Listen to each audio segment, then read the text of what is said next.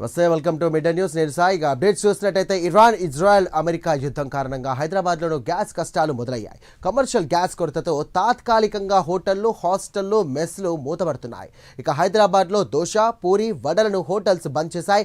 మెనూను సైతం కుదించి ధరలు పెంచి హోటల్స్ నడపడం మొదలుపెట్టారు. ఇక వండేందుకు ఎక్కువ సమయం తీసుకునే టిఫిన్లు, టీ, కాఫీ, అలాగే చపాతీ, దోశ, పూరీలు సైతం తాత్కాలికంగా బంద్ చేస్తున్నట్టుగా Hyderabad IT corridor hotels association ప్రకటించింది. ఇక అన్నం, సాంబార్, పప్పు, రసంలతోని నడిపిస్తున్న హాస్టల్స్, మెస్ ప్రస్తుతానికి నడుస్తున్నాయి. మరో 2-3 రోజులు ఇదే పరిస్థితి కొనసాగితే కనుక హాస్టల్స్ ను తాత్కాలికంగా మూసివేసే అవకాశం ఉందని నిర్వాహకులు చెబుతున్నారు.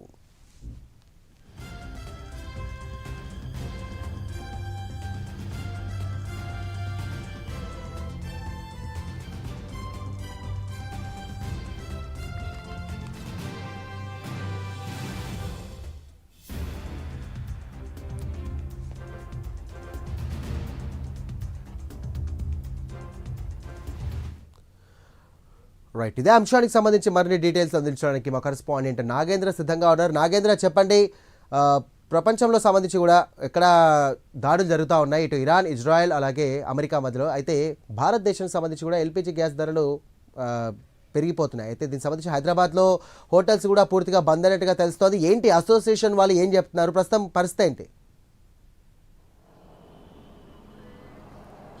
Thank you Sai. ప్రస్తుతం ఇరాను, ఇజ్రాయెల్, అమెరికా యుద్ధం ఎఫెక్ట్ అనేది పూర్తి స్థాయిలో పడకపోయినప్పటికీ భారతదేశంలో ఉన్నటువంటి ముడి చమురుల నిల్వలు రోజు రోజుకి తగ్గుతున్నటువంటి ఎఫెక్ట్ అయితే ప్రస్తుతం మధ్యతరగతి సామాన్య ప్రజలపైన పడుతున్నటువంటి పరిస్థితి. ఎందుకంటే దేశంలో ముడి చమురుల నిల్వలు తగ్గుతున్నటువంటి తరుణంలో ప్రస్తుతం హైదరాబాద్ నగరంలో ఉన్నటువంటి గ్యాస్ సరఫరా, ముఖ్యంగా ఎప్పటికీ ఒకవైపు బెంగళూరు కానీ, ముంబై కానీ, చెన్నై లాంటి నగరంలో హోటల్స్ ఇప్పటికే బంద్కు పిలుపునివ్వడం జరిగింది. ఎందుకంటే కమర్షియల్కి సంబంధించినటువంటి గ్యాస్ సిలిండర్లు అన్నింటిని కూడా హోటల్స్ కానీ, రెస్టారెంట్లు కానీ, ఇతర వ్యాపార సముదాయాలు అన్నిటికి కూడా నిలిపివేసినటువంటి తరుణంలో ఇప్పటికే ఇతర రాష్ట్రాల్లో ఇప్పటికే హోటల్స్ అన్నీ కూడా మూతపడినటువంటి పరిస్థితి. ప్రస్తుతం సేమ్ సీన్ ప్రస్తుతం హైదరాబాద్లో కూడా రిపీట్ అయ్యేటటువంటి అవకాశాలు చాలా ఎక్కువగా కనిపిస్తున్నాయి. ఎందుకంటే ఇప్పటికే హోటల్స్ అసోసియేషన్కి సంబంధించినటువంటి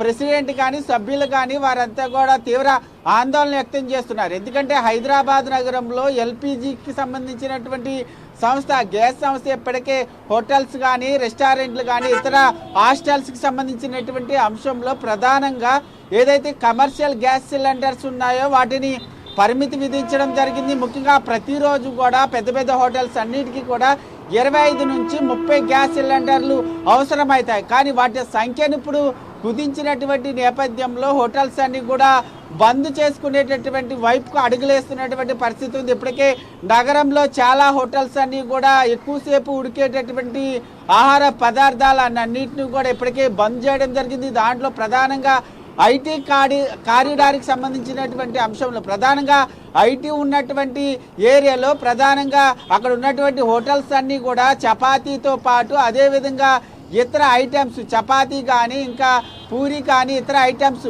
ఎక్కువసేపు ఉడికేటటువంటి పదార్థాలన్నింటినీ కూడా బంద్ చేశాము. వాటి కోసం ఎవరు కూడా మమ్మల్ని సంప్రదించొద్దంటూ కూడా అక్కడ ఉన్నటువంటి హోటల్స్కి సంబంధించినటువంటి అసోసియేషన్ అంతా కూడా ఒక నిర్ణయం తీసుకోవడం జరిగింది. దీంతో పాటు మరొక వైపు ఏదైతే టీ కానీ, కాఫీ లాంటి పదార్థాలు, టీ కానీ, కాఫీ కానీ, వడ కానీ, ఉప్మా లాంటి వాటిపైన ధరలు కూడా పెంచడం జరిగింది. 10 నుంచి 15 రూపాయల వరకు కూడా వాటి ధరని పెంచినటువంటి పరిస్థితి అయితే కనిపిస్తుంది.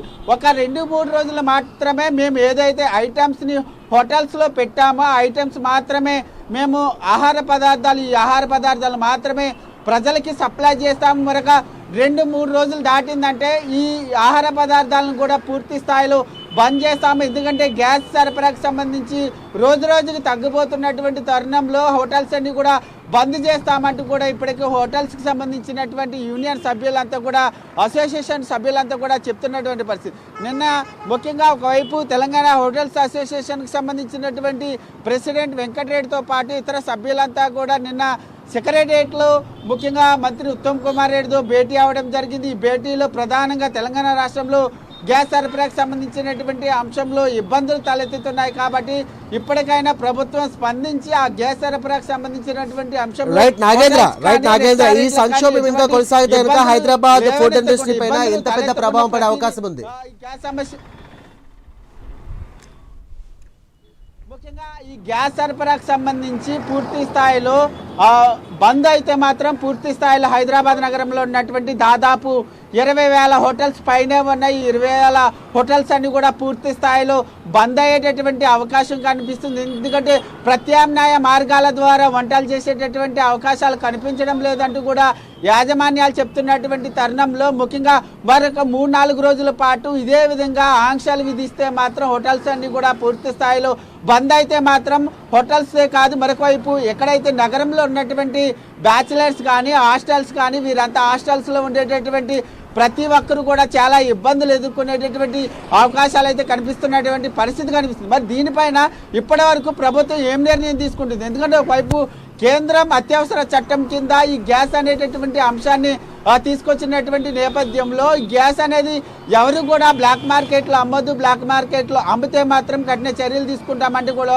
ఒకవైపు కేంద్ర ప్రభుత్వం చెప్తున్నటువంటి పరిస్థితి. మరి ఈ యుద్ధం ఎందుకంటే అమెరికా ఇజ్రాయెల్కి సంబంధించి ఇరాన్కి సంబంధించినటువంటి యుద్ధం ప్రధానంగా ఇంకా కొనసాగితే మాత్రం ఆ ఎఫెక్ట్ పెద్ద ఎత్తున ఆ ఇండియాలో ఉన్నటువంటి సామాన్య మధ్యతరగతి ప్రజలపైన పడేటటువంటి అవకాశం అయితే చాలా స్పష్టంగా కనబడుతుంది. మరి తెలంగాణ ప్రభుత్వం ఈ విషయంలో ఏం చేస్తుంది అన్నది మాత్రం చూడాల్సినటువంటి అవసరంగా కనబడుతుంది. Sai right, thank you Nagendra.